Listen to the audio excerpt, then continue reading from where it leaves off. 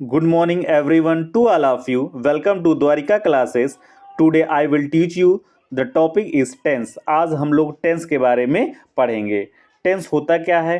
Tense changes the form of verb to express the time of an action. Right? Introduction क्या है इसका? Tense word comes from Latin word tempus, which means time. It means we can find tense, and tense denote time. Tense are of these type based on our practical life, right? अब हम देखेंगे कि tense कितने प्रकार के होते हैं, यानी कि टेंस कितने प्रकार के होते हैं. 3 टाइप ऑफ टेंस. पहला आपका present tense, second past tense, third future tense. Right? Present tense, these tense has been categorized into 4 part based on time and action.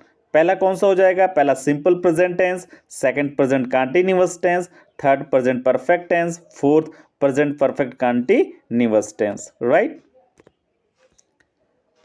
Simple present tense, सबसे पहले हम लोग जानेंगे सिंपल प्रेजेंट टेंस के बारे में. राइट?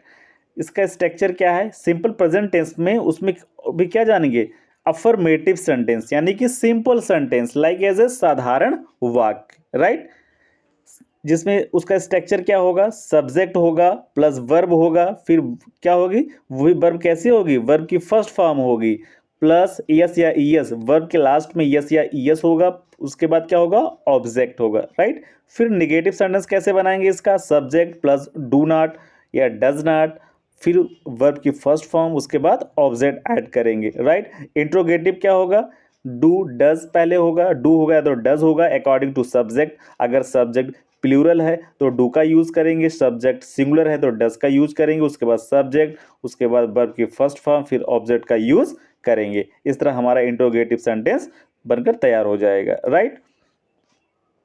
इसके यूजेस जानते हैं. जैसे कि हम लोग तो सिंपल में ट्रांसलेशन तो कर ही लेते हैं प्रेजेंट, जैसे प्रेजेंट टेंस का होगा सिंपल टेंस, नेगेटिव सेंटेंस हो गया, चाहे इंट्रोगेटिव हो गया. लेकिन कुछ इसमें रूल्स होते हैं जिनका हम लोग यूज करते हैं. जैसा कि अगर सेंटेंस में रेगुलरली आ जाए, एवरीडे आ जाए, डेली आ जाए, फ्रिक्वेंटली आ जाए, ऑफ्टेन आ जाए, यूजली आ जाए, नेवर आ जाए, हार्डली आ जाए, सेल्डम आ जाए, यानी in which comes to in a sentence like as a regularly, everyday, daily, frequently, often, usually, never, hardly, seldom, these called to, यानी these are called to simple present tense. Right? Note में हम लोग देखते हैं यह शब्द जहां आए वह वाक्य सिंपल प्रेजेंट टेंस होता है. In case of universal fact we use this tense simple present tense. Right? अगर ये कह रहा है, अगर जो ये सब वर्ड लिखे गए हैं अगर ये किसी सेंटेंस में आते हैं तो वो सेंटेंस कैसा बन जाएगा? वो सेंटेंस सिंपल सेंटेंस हो जाएगा, यानी सिंपल प्रेजेंट टेंस में हो जाएगा. राइट? जैसे कि आप कह सकते हैं कि प्रेजेंट इंडेफिनिट टेंस भी बोल सकते हैं. ठीक है? कह रहा है कि in case of universal fact we use this tense simple present tense. अगर यूनिवर्सल फैक्ट, कोई चीज अगर जो सार्वभौमिक सत्य हो, उसको हमेशा हम किस में रखते हैं? सिंपल प्रेजेंट टेंस में रखते हैं. ठीक? एग्जाम्पल के माध्यम से हम लोग समझते हैं. जैसा कि पहला एग्जाम्पल है, the earth is moving around the sun. अब इसमें क्या लिखा है? जो पृथ्वी है वो मूविंग, यानी जो घूम रही है, अराउंड द सन, यानी सूर्य के चारों तरफ पृथ्वी घूम रही है. तो ये कैसा हुआ? ये तो भाई यूनिवर्सल फैक्ट हुआ कि नहीं हुआ? ये यूनिवर्सल फैक्ट हुआ. और रूल्स में क्या लिखा है? Universal fact sentence only makes simple present, does not use continuous और पास्ट, ओनली सिंपल प्रेजेंट. इसलिए हम लोग इसमें जो मूविंग में आईएनजी लगा के कंटिन्यूअस बनाए हैं वो गलत हो जाएगा. राइट? यह हम इसका भी यूज नहीं करेंगे. हम क्या लिखेंगे कि द अर्थ मूव्स हो जाएगा. ये क्या हो जाएगा?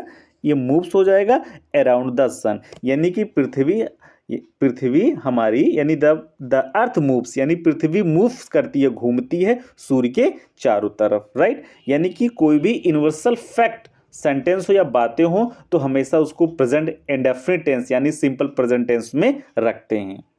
आई होप आप लोग समझ पा रहे होंगे.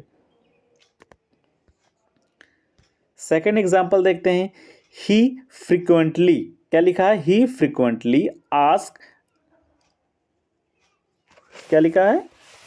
आस्क इलॉजिकल क्वेश्चन, ये थोड़ा यहाँ से ये क्या कहते हैं मिस स्पेल्ड हो गया है, क्योंकि इस ये स्पेलिंग सही से ये नहीं हो पाई है। इलॉजिकल होगा ILLOGICAL, यानी कि he frequently ask illogical question, right. ये चीज़ ये गलत टाइप हो गया था। मैंने पहले ही रूल्स में बता दिया था कि अगर फ्रिक्वेंटली आ जाए, एवरीडे आ जाए, डेली आ जाए, ऑफ्टेन आ जाए, यूजली आ जाए, नेवर आ जाए, हार्डली आ जाए, सेल्डम आ जाए, तो वो सेंटेंस किस में बनेगा, किस टेंस में जाएगा, वो सिंपल प्रेजेंट टेंस में होगा, ठीक ना। और सिंपल प्रेजेंट टेंस ये कहता है अगर सब्जेक्ट आपका सिंगुलर है, सब्जेक्ट आपका सिंगुलर है तो वर्ब में क्या लगेगा, यस लगेगा या यस लगेगा, राइट। तो यहाँ क्या हो जाएगा, ये हो जाएगा